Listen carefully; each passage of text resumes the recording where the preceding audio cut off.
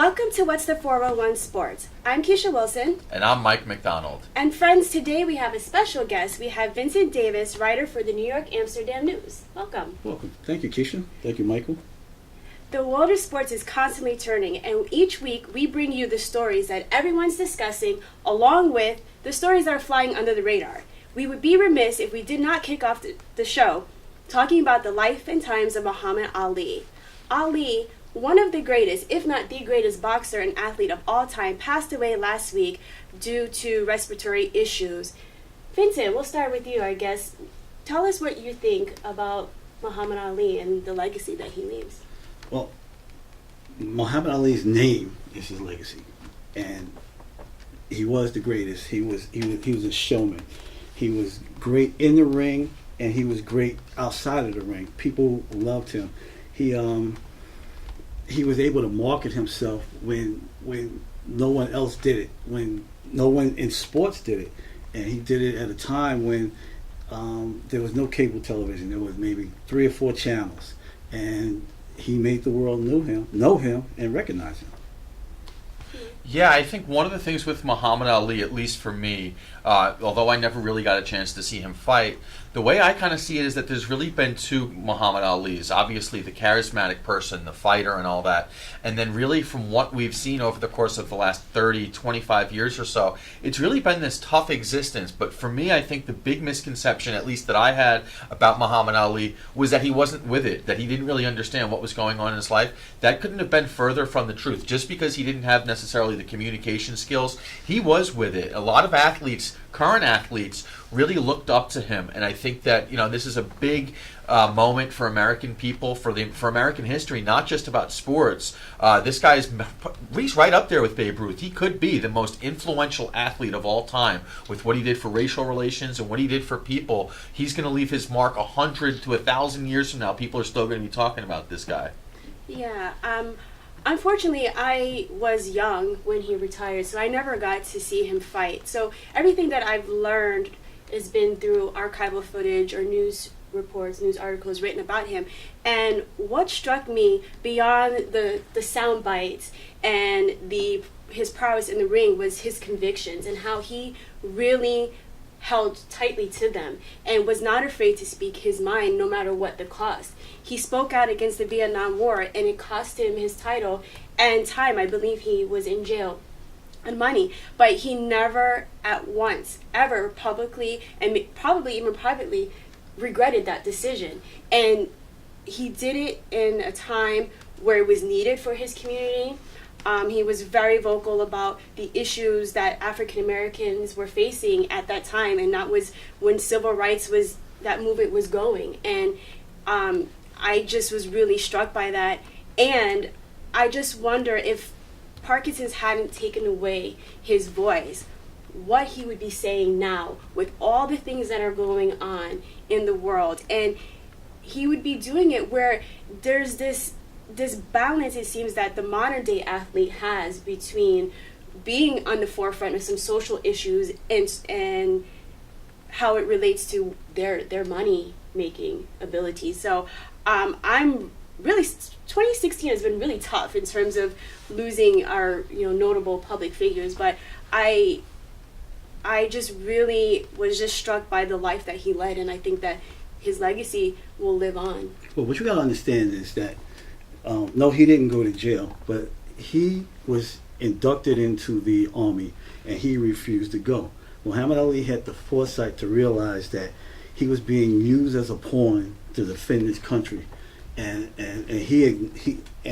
he realized this, and he refused, because being a black man in the 60s and in the 50s, he was not acknowledged as being a citizen. He was not given the same rights as white people, and he stood up for it, and he refused. He realized that the people he was fighting were also minorities, and in their country, in Vietnam, and he said that if he couldn't, it made no sense for him to fight them when he's here in the United States treated as a second-class citizen, and he fought that, for 3 3 to 4 years. His license was taken away from him. He was not allowed to box, and his passport was taken, so he couldn't go overseas to fight. And he finally won an appeal. It went all the way up to the Supreme Court, and they decided 8-1 in his favor that he should be allowed to fight, and that he didn't have to serve in the Army. And he could have gone to the Army, and he could have taken a ceremonial job as doing something that highlighted the Army, but he refused because of how black people were treated during that time.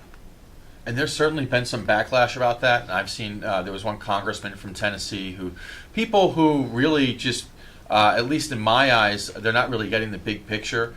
People criticizing him for not being part, for not, he didn't dodge the draft. There are people saying that he didn't represent his country. But a lot of these people, in my eyes at least, they're not people that can identify with the civil rights movement that was going on in this country during the 1960s. People, mostly white people, that just can't relate to what he went through and what other black people were going through during that time. Right, and I think his message is still very prevalent today. I know that when I look at the news and I see America going into these foreign countries and trying to set up democracy and based on what the U.S. views as the right way, I find the hypocrisy that we will go into another country and tell them what's the right way when they're not treating their own citizens properly. So, and there is a hypocrisy. I mean, you wanted 40 years ago, you wanted to kill the Vietnamese, but today we're doing business with Vietnam. You're probably wearing clothes that say "Made in Vietnam" right now. And what people will have to understand is that each war is different. The reasons why we fought in Korea was completely different than the reasons why they wanted to fight in Vietnam. The reasons why we fought in Germany in World War II was completely different than Vietnam. Iraq. A lot of these wars are unjust, and people, by the time the Vietnam War started, there's a whole different movement coming about, and people started questioning the United States government. So we mourn the loss. We lost a great man, and his legacy will live on, and hopefully somebody like a LeBron or somebody who has a platform will maybe carry that torch moving forward. Can't carry Muhammad Ali's torch. This Muhammad Ali was the greatest in the ring and outside of the ring. I mean, there'll never be another one of Muhammad Ali, but just the idea of an athlete having power and having a voice and using it to help social change. Yeah, bring about change. Bring about change. There'll only be one Muhammad Ali. Rest in peace.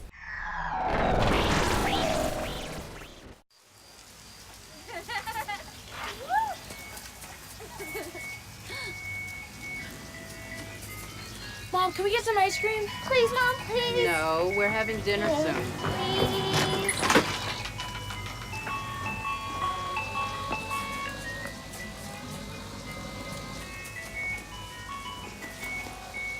You don't have to be perfect to be a perfect parent. There are thousands of children in foster care who will take you just as you are. My new dad teaches me all kinds of stuff. I wouldn't use this one. He helps me with my decision making. Ever. And he's even teaching me how to drive. And that's why cars have bumpers. You don't have to be perfect to be a perfect parent. Thousands of kids in foster care will take you just as you are.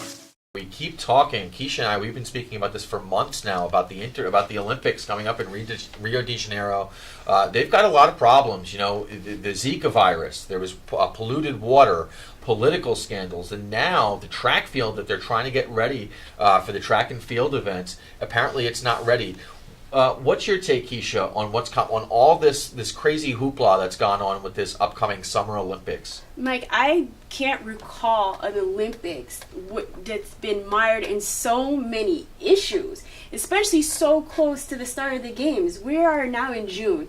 The Olympics are starting in 2 months. You don't have a track you don't have a building to host the track event. We don't know when it's going to be completed. You hope by the start of August, but then that means you don't have any test runs in that facility at all. So the first go around could be when the Olympic Games begin. The water sewage, and I just can't believe that there has been no oversight from the IOC or any other governing body with Rio. I mean, Rio has had many years to get the infrastructure set up so that they can host these games and keep the athletes, their families, and visitors safe. You can't have, in good conscience, athletes swimming in raw sewage. And they haven't gotten that together. So I have no confidence that they have taken the appropriate measures against the Zika virus either. So now what's happening is that you have some athletes that are starting to pull out of the Olympics. We had a cyclist from the U.S., TJ Van Garderen, who's not going to participate in the Rio Olympics because his wife is pregnant. And so we know the dangers of the Zika virus to a pregnancy. And Hope Solo of the U.S. women's national team is debating about whether or not she wants to compete in Rio because she is thinking about starting a family. And they're saying that once you come in contact, or once you leave Rio, you're not to have sexual relations for about 4 weeks. So, I mean, it's just bizarre. It's crazy. And I just can't believe that they have not called this off or tried to relocate it before now. I mean, now it's too late to try to relocate the Olympics. But I'm looking at the IOC and saying, where have you been? You have failed in this regard in protecting your athletes. But they've always failed. And you know what amazes me about the Olympics when they do them in these foreign countries? It's amazing how when a country is issued the Olympics, they have nothing. It's barren land. And all of a sudden, with money that they have anyway, they build villages. They build stadiums. They build infrastructures. But yet and still, there's communities in these countries that are poor and barren. Yeah. And it is amazing how they make this transformation in short periods of time. But this here seems like it's failing, and they may not make the grade. And it's dangerous. It's not even a matter of just failing and to not complete construction. You're putting people's lives in danger, in essence. As a matter of fact, a lot of workers' lives are in danger because a lot of workers are working in poor conditions, and they're losing their lives. Yeah. Yeah, I think Brazil should not have gotten the Olympics. I mean, I hate to say it. I'm not saying that Brazil never should have gotten an Olympics. Maybe they could have waited 4 or 8 years. But at this rate, it's evident that they should not have given these Olympics to Rio de Janeiro. The way that everything's gone down, it should have went somewhere else. There's no question about it.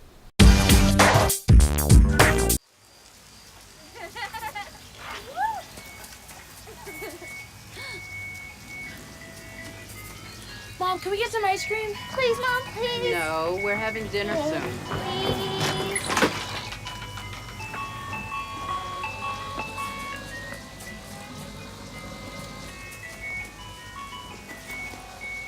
You don't have to be perfect to be a perfect parent.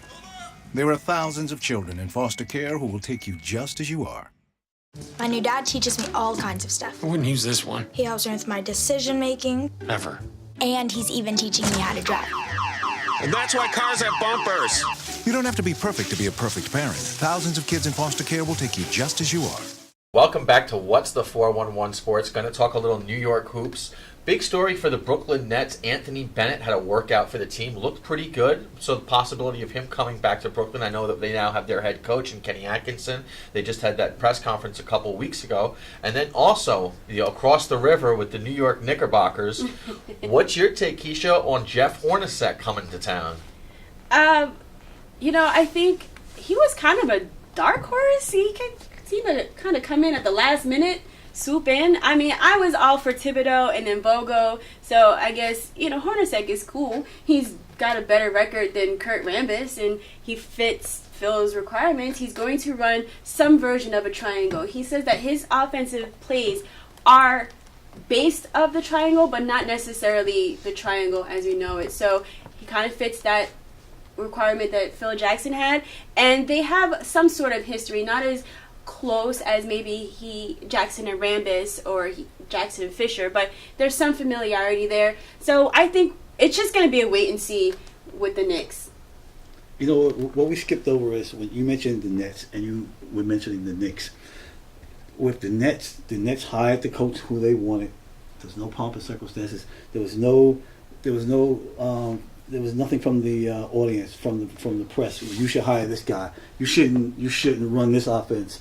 But with the Knicks, everyone feels invested, where they have to decide that the triangle's not good for the team. They have to decide that Rambis is not good for the team. We want a different coach, and I just find it amazing that this is like two different worlds between, and they're just a bridge apart. You know, everyone feels as though they have a say with the Knicks, but the Nets just slide underneath the radar and do whatever they need to do and whatever they have to do. I think for the Nets also, it can't get any worse than what it's been, right? So no matter what, going forward, they're bound to improve. And I actually attended the press conference a couple of weeks ago, and it seems like there's a different vibe with the team now. There's a little bit of different energy. They're ready to move forward. They're ready to get past this rough season that they just had. And then as far as the Knicks, I love what the New York tabloids did. They welcomed Jeff Hornacek, and then the next day they put a picture of James Dolan in a devil costume holding as long as James Dolan is the owner, both Phil Jackson and Jeff Hornacek, I think, are doomed. And I think that's because I really feel that James Dolan is cursed. I truly believe that. I think that there's no way that this franchise is going to be able to turn it around ever as long as James Dolan is the owner of this team. I think Jeff Hornacek can be a good fit. I hope he's a good fit. I wish nothing but the best for the New York Knicks. But really, the way that things have kind of broken down, and as you pointed out, there were so many different names that were thrown out for who was going to be the Knicks coach. I'm happy that they got Hornacek. I think that he's got somewhat of a charismatic personality, but he's also subdued. He knows how to handle the media to a certain extent. He had sort of a pretty good presence when he had his press conference.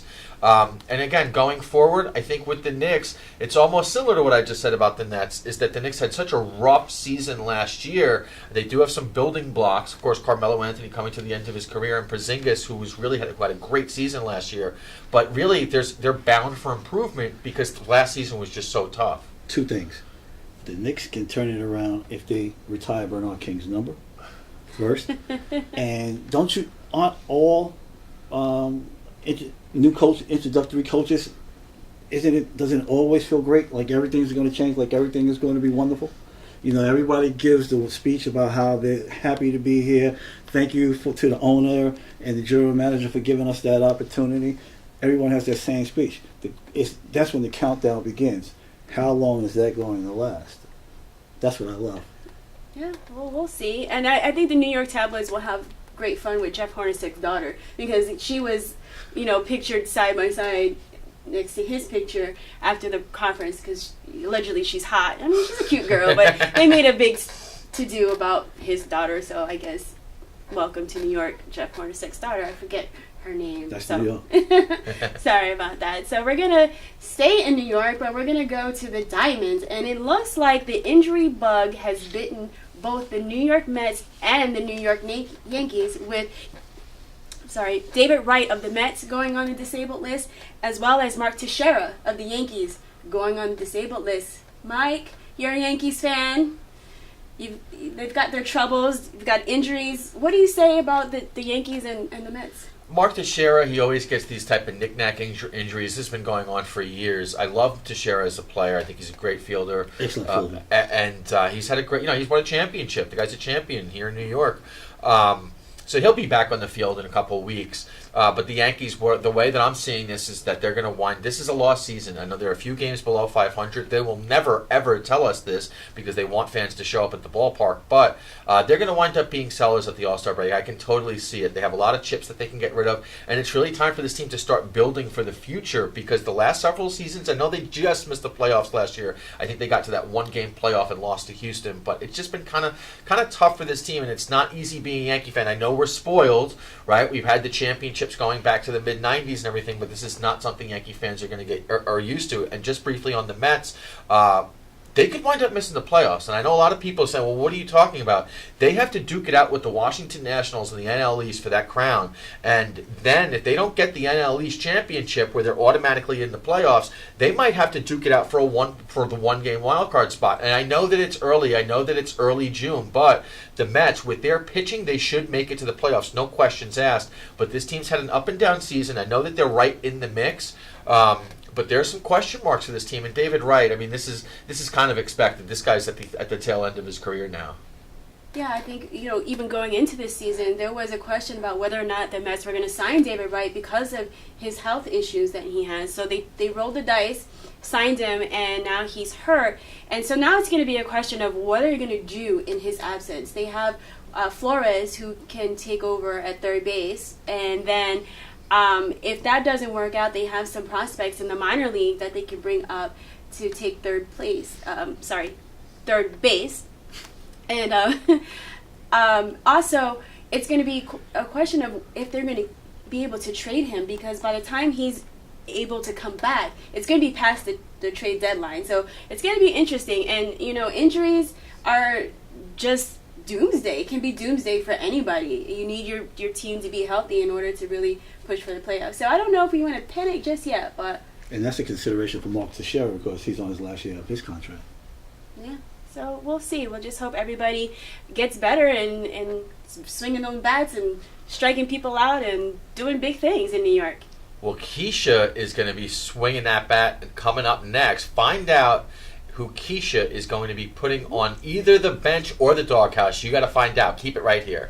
The average text takes your eyes off the road for nearly 5 seconds. At highway speeds, that's enough time to travel the length of a football field.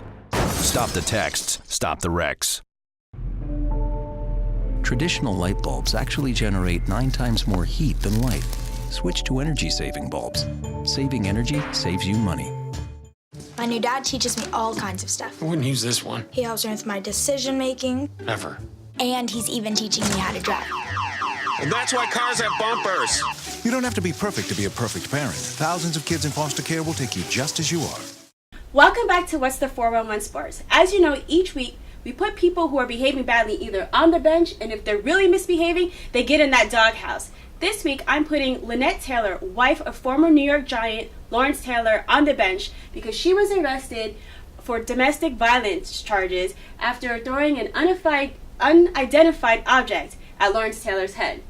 And I am putting Judge Aaron Persky in the doghouse. I might put him underneath the doghouse because he is the judge in the Stanford student rape case who sentenced former Stanford student Brock Turner to 6 months in jail after Brock Turner was found guilty of 3 felony sexual assault counts. He says that the prison sentence, this is quotes, a prison sentence would have a severe impact on him, and him being Turner, and that the media scrutiny was enough punishment for him, so he is going to do 6 months in jail. He has to register as a sex offender, as opposed to, I think he had up to 14 years to be in jail. So he's going under the doghouse. What do you guys think? What about his father?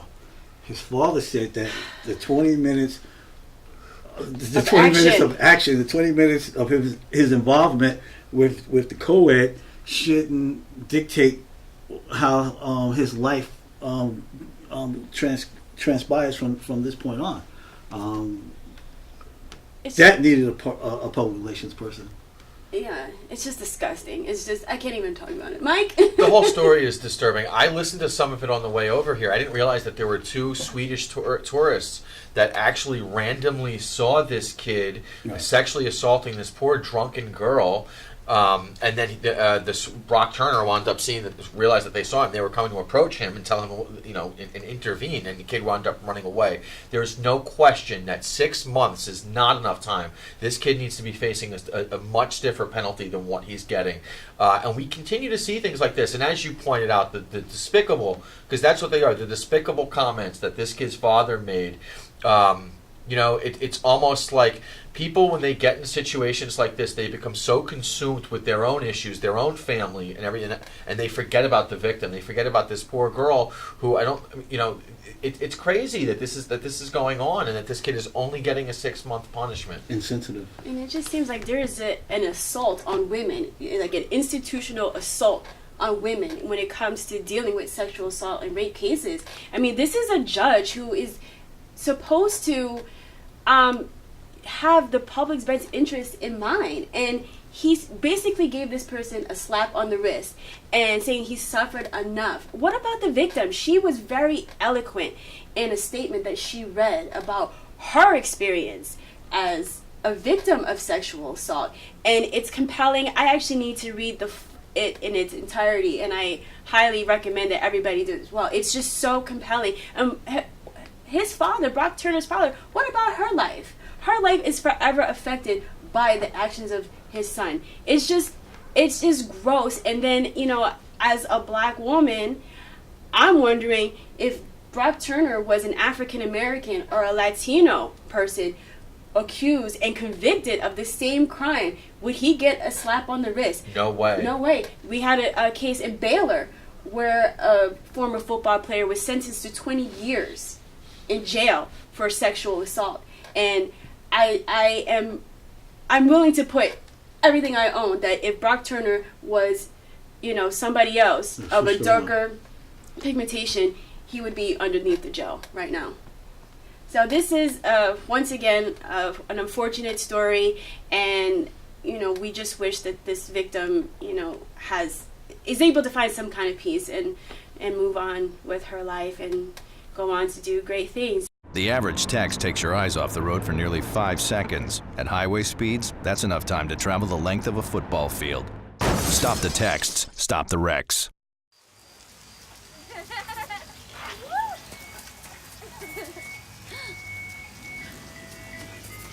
Mom, can we get some ice cream? Please, Mom, please. No, we're having dinner soon. Please.